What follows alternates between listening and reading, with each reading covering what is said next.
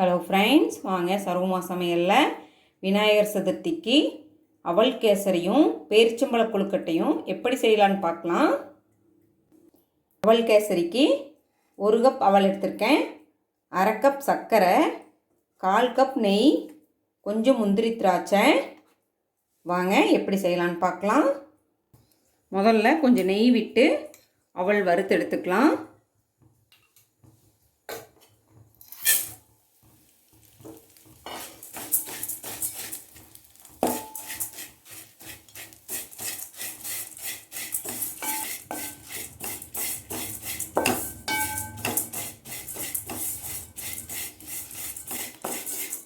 அவள் ஒரு 3 நிமிஷம் வறுத்தா போதும்.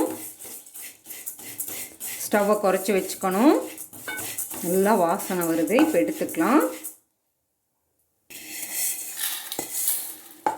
வறுத்த அவள் எடுத்து கொஞ்ச நேரம் ஊற வச்சிடலாம்.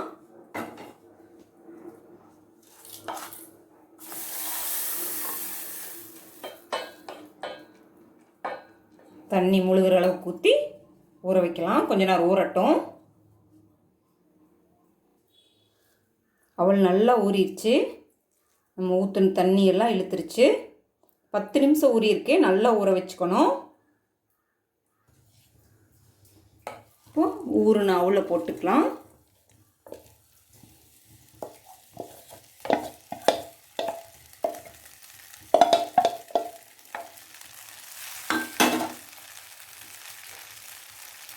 அது கூட எடுத்து வச்சிருக்கிற சர்க்கரை போட்டுக்கலாம்.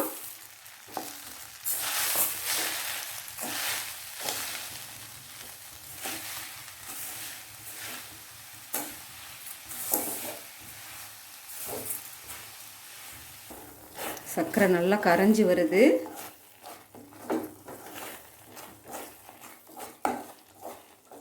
நல்லா கிளறி விடணும், அடி பிடிச்சிரும் இல்லைன்னா.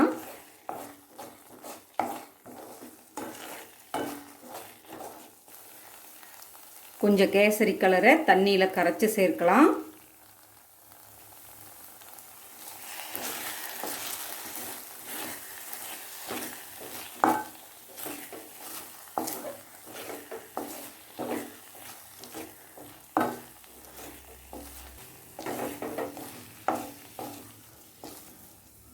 நல்லா கெட்டியானோன்னா இப்போ எடுத்து வச்சிருக்கிற நெய்யை சேர்க்கலாம்.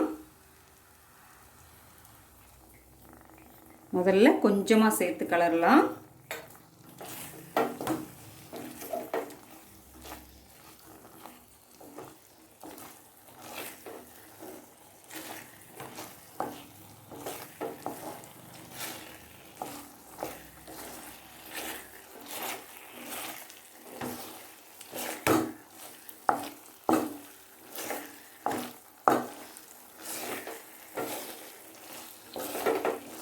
இந்த நெய் நல்லா இழுத்துருச்சு.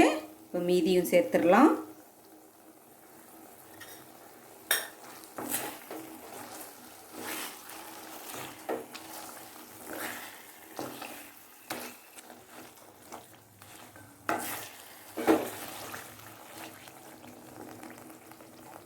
இப்போ ஏலக்காய் பவுடர் கொஞ்சம் சேர்த்துக்கலாம்.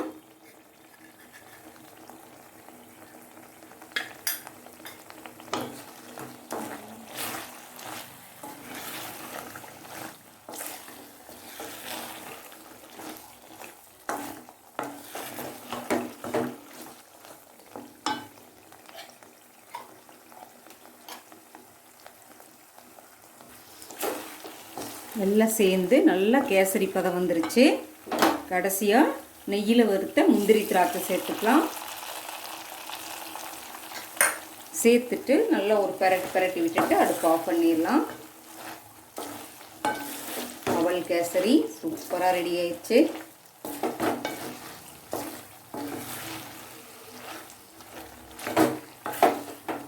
நம்ம ஊற்றுற நெய்யெல்லாம் வெளியே வருது. அடுப்பு ஆஃப் பண்ணிக்கலாம். அவல் கேசரி சூப்பராக ரெடி ஆயிடுச்சுங்க. பார்த்தாலே சாப்பிட்லாம் போல இருக்கு. பேரிச்சம்பழ கொழுக்கட்டை எப்படி செய்யலான்னு பார்க்கலாம். அரிசி மாவு 1 கப் எடுத்துருக்கிறேன், 1/2 கப் வெல்லம், பொடியாக அரிஞ்ச பேரிச்சம்பழம் 1/2 கப்பு, பொடியாக அரிஞ்ச முந்திரி 2 ஸ்பூன் அளவுக்கு, வாங்க எப்படி செய்யலான்னு பார்க்கலாம். இப்போ முதல்ல பூரணம் ரெடி பண்ணிக்கலாம், அதுக்கப்புறம் மேல் மாவு ரெடி பண்ணிக்கலாம். வெல்லத்தில் கொஞ்சம் 1/4 டம்ளர் அளவு தண்ணி விட்டு கரைச்சி வடிகட்டி எடுத்துக்கலாம்.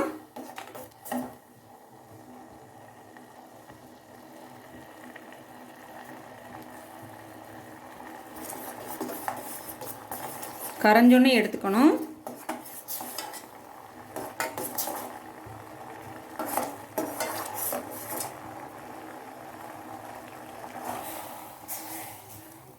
கரைஞ்சிருச்சு, எடுத்துக்கலாம்.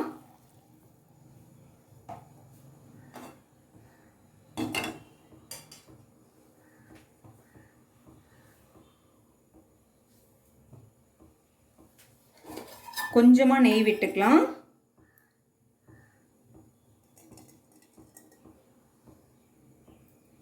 ஒரு ஸ்பூன் அளவுக்கு விட்டுக்கலாம்.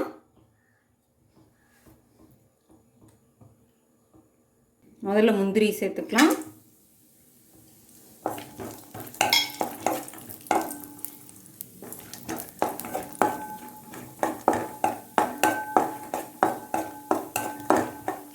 அடுத்ததாக பேரிச்சம்பழம்,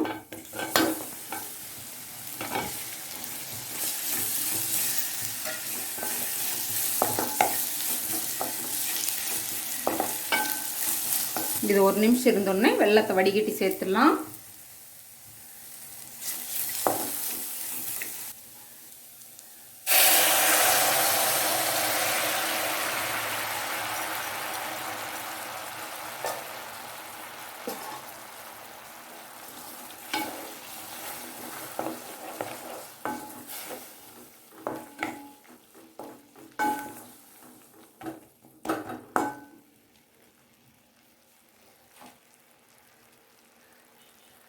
ஒரு 2 ஸ்பூன் தேங்காய் துருவல் சேர்த்துடலாம்.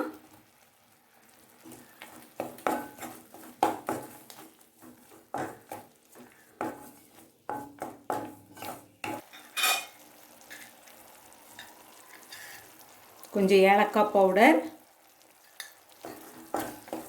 இது நல்லா சேர்ந்தாப்பில் வந்தோடனே அடுப்பு ஆஃப் பண்ணிடணும். ரொம்ப நேரம் வச்சிருக்கக்கூடாது.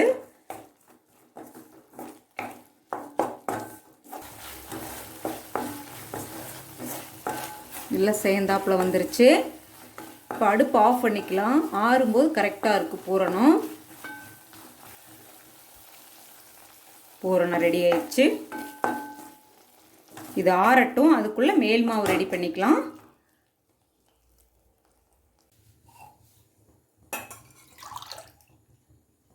ஒரு டம்ளர் மாவுக்கு 1.5 டம்ளர் தண்ணி கொதிக்க வைக்கலாம்.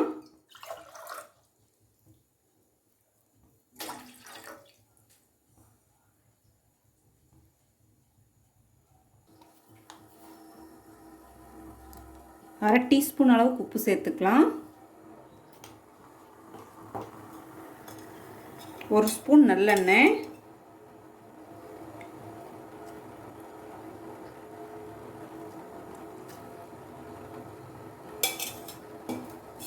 நல்லா கொதிச்சோடனே எடுத்து மாவு ஊற்றி பிசைஞ்சுக்கலாம்.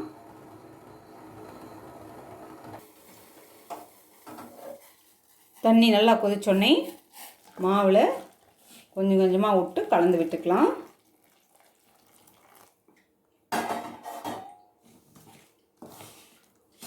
இது வந்து பதப்படுத்தின அரிசி மாவு.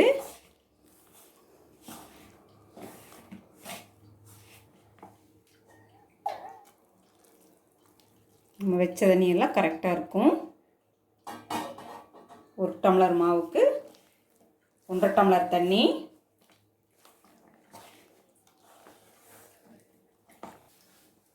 கொஞ்சம் ஆறுனோனையும் கையில் பசைஞ்சு விட்டுறலாம். கையில் கொஞ்சம் எண்ணெய் போட்டுட்டு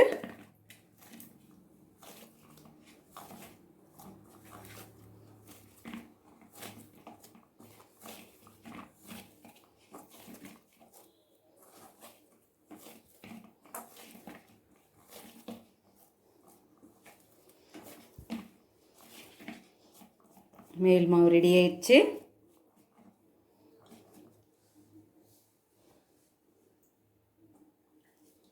இப்போ ஒரு வாழை இலையில் சின்ன உருண்டையாக பிடிச்சி தட்டலாம் மாவை.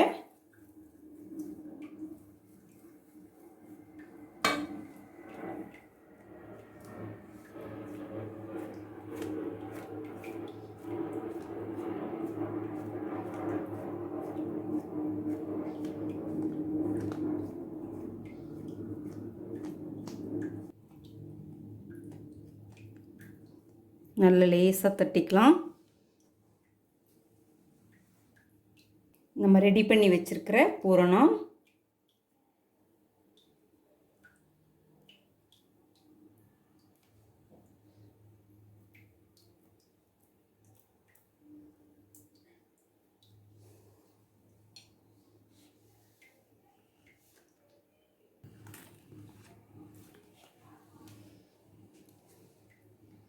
இப்படி சைடில் ஓரமெல்லாம் அமுத்தி விட்டுறலாம்.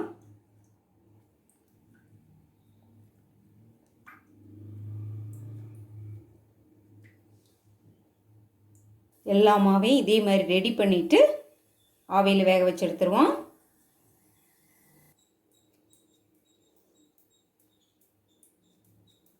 கிண்ணம் மாதிரி செஞ்சு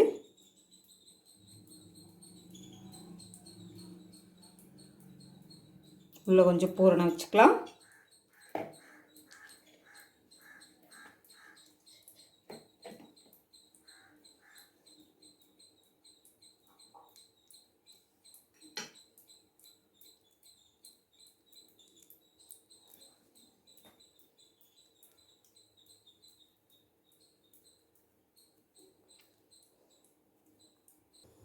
இட்லி சட்டியில் தண்ணி வச்சுருக்கேன். மேலே பிளேட் வச்சு அதில் இலை வச்சு கொழுக்கட்டையெல்லாம் வச்சுருக்கேன்.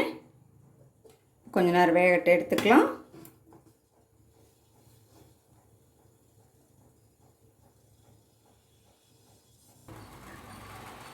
கொழுக்கட்டை வெந்துருச்சு. 5 நிமிஷத்தில் வெந்துருச்சுங்க. தண்ணி கொதிச்சோடனே சட்டியில் தண்ணி கொதிச்சோடனே வச்சோம்னா 5 நிமிஷத்தில் வந்துடும். இப்போ எடுத்துக்கலாம். விநாயகர் சதுர்த்திக்கு பேரிச்சம்பழ கொழுக்கட்டையும் அவல் கேசரியும் செஞ்சு காட்டியிருக்கேன். நீங்களும் ட்ரை பண்ணி பாருங்கள். வீடியோ பிடிச்சிருந்தால் லைக் பண்ணுங்கள், ஷேர் பண்ணுங்கள், சப்ஸ்கிரைப் பண்ணுங்கள்.